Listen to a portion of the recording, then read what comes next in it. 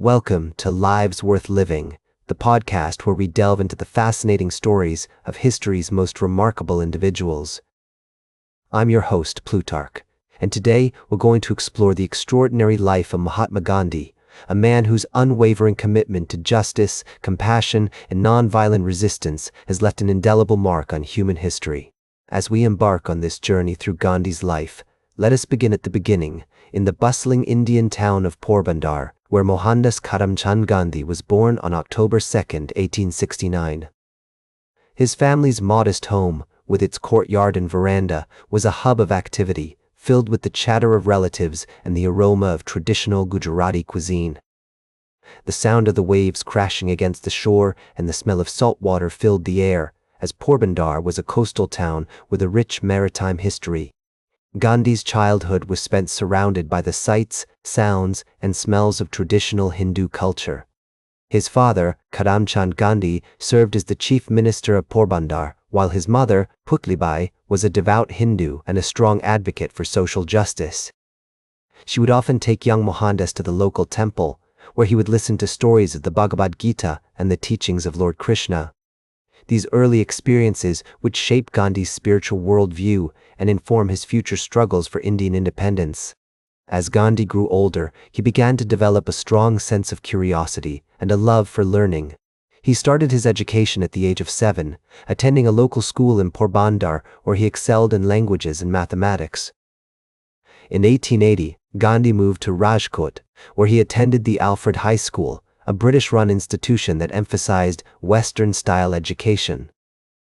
It was during this period that Gandhi began to develop a strong sense of self-discipline and a commitment to academic excellence. In 1883, at the age of 13, Gandhi married Kasturba Makanji Kapadia, a girl from a neighboring village. The marriage was arranged by their families, as was the custom in Hindu tradition. Although Gandhi was still a teenager, he took his responsibilities as a husband seriously and began to think about his future and the role he wanted to play in Indian society. As Gandhi entered his late teens, he became increasingly interested in politics and social reform. He read widely on topics such as history, philosophy, and economics, and began to question the British colonial system that governed India. In 1888, Gandhi traveled to England to study law at the Inner Temple in London, a decision that would prove to be a pivotal moment in his life. During his time in England, Gandhi was exposed to Western ideas and values that challenged his traditional Indian upbringing. He became acquainted with the works of Henry David Thoreau, Leo Tolstoy, and other thinkers who advocated for nonviolent resistance and social change. These influences would later shape his approach to Indian independence and inform his development of nonviolent resistance as a powerful tool for social change. As we now turn to the primary achievements of Mahatma Gandhi, we find ourselves in the midst of a tumultuous period in Indian history. The early 20th century was marked by growing resistance to British colonial rule, and Gandhi, with his unique blend of traditional Indian values and modern Western ideas, was poised to play a leading role in this struggle. Gandhi's return to India in 1915 marked the beginning of his active involvement in the Indian independence movement. He quickly became immersed in the country's political landscape, working closely with other prominent leaders such as Jawaharlal Nehru and Subhas Chandra Bose. Gandhi's message of nonviolent resistance, inspired by the likes of Henry David Thoreau and Leo Tolstoy, resonated deeply with the Indian people, who were weary of violent confrontations with British authorities. One of Gandhi's most significant achievements during this period was the development of his concept of satyagraha, or nonviolent resistance. This philosophy, which emphasized the power of non-cooperation and civil disobedience, would become a hallmark of Gandhi's approach to social change. Through satyagraha, Gandhi sought to challenge British authority without resorting to violence, instead using tactics such as boycotts, strikes, and mass demonstrations to bring attention to the Indian people's demands for independence. The Champaran Satyagraha of 1907, where Gandhi led a campaign against the exploitation of peasant farmers by British indigo planters, marked one of his earliest successes. This campaign not only improved the lives of thousands of farmers, but also demonstrated the effectiveness of nonviolent resistance as a tool for social change. The Kheda Satyagraha of 1918, which focused on tax reform and peasant rights, further solidified Gandhi's reputation as a champion of the Indian people. Gandhi's leadership during the non-cooperation movement of 1920-1922, where Indians were encouraged to withdraw from all forms of cooperation with British authorities, including boycotts of British goods and institutions, showcased his ability to mobilize the masses. Although this movement ultimately ended in disappointment, with Gandhi calling off the campaign due to outbreaks of violence, it laid the groundwork for future struggles and cemented Gandhi's position as a national leader. The Salt March of 1930, where thousands of Indians marched with Gandhi from Ahmedabad to the coast to protest the British salt tax, is perhaps one of the most iconic examples of Gandhi's use of nonviolent resistance. This 24-day march, which drew international attention and galvanized support for the Indian independence movement, exemplified Gandhi's genius for symbolic action and his commitment to challenging unjust laws through peaceful means.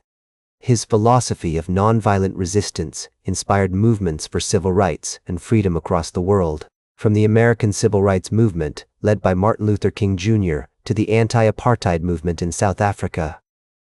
As India finally achieved independence on August 15, 1947, Gandhi's joy was tempered by the knowledge that the country was divided, with Pakistan being created as a separate nation for Muslims.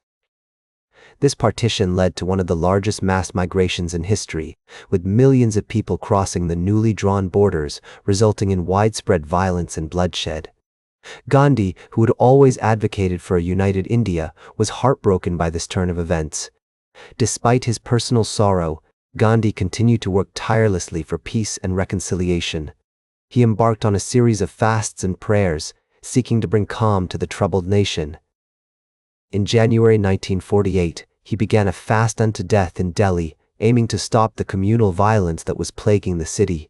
His fast had a profound impact, and soon, leaders from all communities were coming together to pledge peace and nonviolence. Tragically, Gandhi's life was cut short by an assassin's bullet on January 30, 1948. Nathuram Godse, a Hindu nationalist who was angry with Gandhi's tolerance of Muslims and his advocacy for a united India, shot him at point-blank range while he was on his way to a prayer meeting in Delhi. Gandhi's death sent shockwaves around the world, with leaders like Jawaharlal Nehru, Martin Luther King Jr., and Albert Einstein paying tribute to his remarkable life and legacy. In the years following his death, Gandhi's philosophy of nonviolent resistance continued to inspire movements for civil rights and freedom across the globe. The American Civil Rights Movement, led by Martin Luther King Jr., drew heavily from Gandhi's ideas, with King often quoting Gandhi and incorporating elements of satyagraha into his own campaigns. Similarly, Nelson Mandela and the anti-apartheid movement in South Africa were inspired by Gandhi's struggle against British colonial rule. Gandhi's personal life also underwent significant changes during this period. His relationship with his family, particularly his wife Kasturba, deepened, and he became increasingly introspective, often withdrawing from public life to focus on his spiritual practices. His experiments with simple living, including his adoption of a vegetarian diet and his use of the spinning wheel to weave his own clothes, continued to inspire others to live more simply and sustainably. His commitment to nonviolence, simplicity, and self-reliance has inspired countless individuals around the world to work towards creating a more just and peaceful society. In the words of Gandhi himself, "My life is my message," and it is this message that continues to resonate with people today. In conclusion, Mahatma Gandhi's later life was marked by both triumph and tragedy, but his legacy continues to inspire and guide us towards a more compassionate and equitable world.